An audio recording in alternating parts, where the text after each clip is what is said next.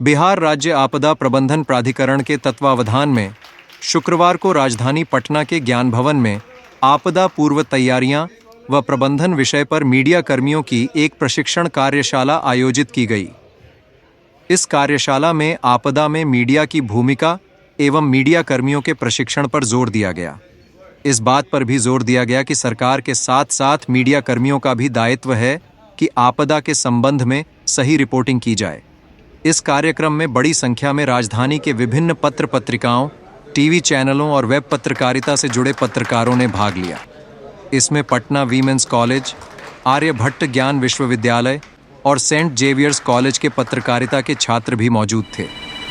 तो मुख्यमंत्री जी ने पूछा कि अच्छा बताओ, इनको आपदा प्रबंधन में मैं लाना चाहता हूँ, क्यों लाना चाहता हूँ? इसके पास जवाब होगा। अच्छा, आपने देखा होगा कैबिनेट के जितने लोग होते हैं सब यूं ऐसे हिला नहीं सकते, कोई सबका ऐसे सिलता रहता है। तो देखो एक बात बताओ, ये जो डॉक्टर उदयकांत जी हैं, बड़े पढ़े लिखे विद्वान व्यक्ति हैं, और ये कैसे शक्ल से कैसे दिखते हैं, हंसते हैं, मुस्कुराते हैं, चुपचाप दिखते हैं, सब इनका बड़ा हंसमुख चेहरा सा। उनका आप देखो, इसकी शादी के हुए 45 साल हो गए और ये बंदा आज भी मुस्कुरा रहा है। तो इससे बड़ा आपदा झेलने वाला कौन होगा इस पृथ्वी को, बताओ जरा मुझे। तो इसलिए इसको आपदा प्रबंधन में काम दे दिया जाए। तो ऐसे में आपदा प्रबंधन में अभी बताया संदीप कमल जी ने कि अरुण जी ने ये किया, वो किया, लव हिंद वगैरह में जाना, तो वो मैं समझता हूँ छोटा मामला था। अरुण सिन्हा को शायद इतिहास इस बात के लिए भी याद रखेगा कि भागलपुर अखबारवा कांड अंग्रेजी वो उसको अरुण ने उजागर किया था। और जिस दिन अखबार में वो खबर छपी, अगले दिन आप में से कई का शायद उस वक्त जन्म नहीं हुआ होगा, तो पार्लियामेंट में कहते हैं ना कि भूकंप आया, ये लोग भूकंप को भी रोकते हैं, लेकिन वहाँ पार्लियामेंट में एक तरह से भूचाल आ गया था। और उन्होंने उसके बाद भी एक काम किया जो बहुत महत्वपूर्ण है। वो EPW एक वैचारिक पत्रिका है, उसमें सहायक संपादक रहे, और इसी बीच में डेट्स मुझे उतना याद नहीं रहता, लेकिन एक धारावाहिक चला था भारत एक खोज, उसमें श्याम बेनेगल के साथ लंबे समय तक काम किया। और सबसे बड़ी बात है कि अरुण साथ में अगर चुपचाप चलता रहे तो पता नहीं चलेगा कि इतना अनुभवी पत्रकार है। हमारा काम ही है, हमारा मैंडेट है, हम लगातार इस कैपेसिटी बिल्डिंग और ट्रेनिंग प्रोग्राम पर लगातार काम करते रहते हैं। इसी कड़ी में पिछले साल भी हम लोगों ने आप लोगों को बुलाया था। यहाँ बड़ी संख्या में पत्रकार बंधु, मीडिया बंधु यहाँ उपस्थित हुए थे, और कई लोग उसमें से आज यहाँ उपस्थित भी होंगे। उनको हम लोग फिर से कोई नई जानकारी के साथ साझा उनके साथ करेंगे, और इसीलिए कई विषय विशेषज्ञ को भी हम लोगों ने इस क्षेत्र के जो मीडिया बंधु के क्षेत्र के जो विषय विशेषज्ञ हैं उनको भी यहाँ आमंत्रित किया है, ताकि वो कुछ नई जानकारी आपके साथ शेयर कर सकें, आप लोगों को बता सकें। अभी ये कार्यक्रम में हम लोग आपदा के विभिन्न गतिविधियों के बारे में भी एक प्राधिकरण क्या काम कर रहा है उस पर भी हम लोग एक शॉर्ट डॉक्यूमेंट्री आपको दिखाएंगे। उससे अभी आपको पता चलेगा कि आपदा प्रबंधन प्राधिकरण क्या क्या काम अभी कर रहा है।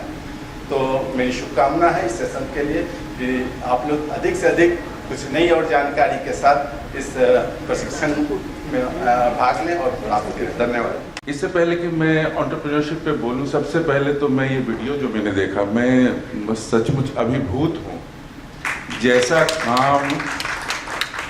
ऐसा काम मैंने देखा नहीं। मतलब मुझे थोड़ा अनुभव है हिंदुस्तान में डिज़ास्टर मैनेजमेंट के बारे में जानने का, दुनिया भर में कुछ देशों में डिज़ास्टर मैनेजमेंट के बारे में जानने का। जितना साइंटिफिक तरीके से ये काम, चाहे वो IIT के साथ कोलैबोरेशन करके वो इंस्ट्रूमेंट बनाना, AR/VR की ट्रेनिंग, जो वो एक साहब कह रहे थे कि रेसिस्टेंस, अर्थक्वेक रेसिस्टेंट प्रूफ घर बनाने इतने महंगे नहीं होते, लेकिन उसकी बातचीत आप लोगों को बताते हैं। कई जगह मुख्यमंत्री जी को देखा, उपाध्यक्ष जी को देखा, उसमें संबोधित करते हुए लोगों को। ये अकल्पनीय काम है, और वो भी बिहार जैसे राज्य में जहां लोग समझते हैं, बाहर लोग समझते हैं कि ये सब तो बिहार में काम ही नहीं होते हैं।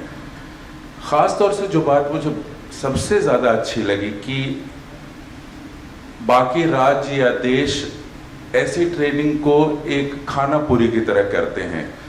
AR VR टेक्नोलॉजी में अभी बस आ ही रहा है, मतलब आया है और आ रहा है, अभी पूरी तरह से आया भी नहीं है। और यदि उसका इस्तेमाल करके बिहार इसकी ट्रेनिंग कर रहा है तो ये सचमुच कटिंग एज टेक्नोलॉजी की बात है ये, और ये कोई आसान चीज़ नहीं है।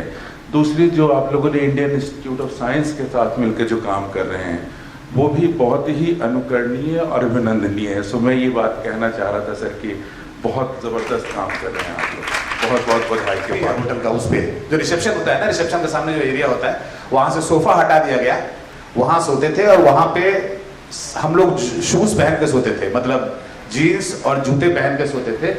बिकॉज रूम में सोने की तो किसी की हिम्मत नहीं थी, फर्स्ट फ्लोर पर हम जाते नहीं थे। फर्स्ट फ्लोर पर मैं दिन भर में 5 मिनट के लिए जाता था नहाने के लिए, जहाँ मेरा बेड सामान रखा हुआ था।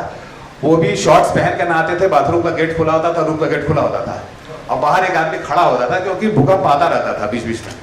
तो हमारा ये होता था कि नहाते समय अगर भागना पड़ा तो हाफ पैंट होना चाहिए, तो वैसे ही नहाते थे और नहा के वापस आते थे। और हम लोग रात में सोते थे लॉबी में, जो रिसेप्शन के सामने लॉबी है वहाँ गद्दा लगा के सोया जाता था। वहाँ एक पत्रकार थे पी साईनाथ। अब हमारे छात्र जो है, हमारे साथी जो पढ़ रहे हैं, पी साईनाथ का नाम आप लोगों ने सुना होगा। पी साईनाथ की बड़ी फेमस पुस्तक है everybody loves a good drought. लेकिन हमें ये जरूर पूछना है कि आपको क्या क्या तकलीफें हैं, आपकी तकलीफें क्या क्या है, क्योंकि आपकी तकलीफों को हमको बताना है दुनिया को।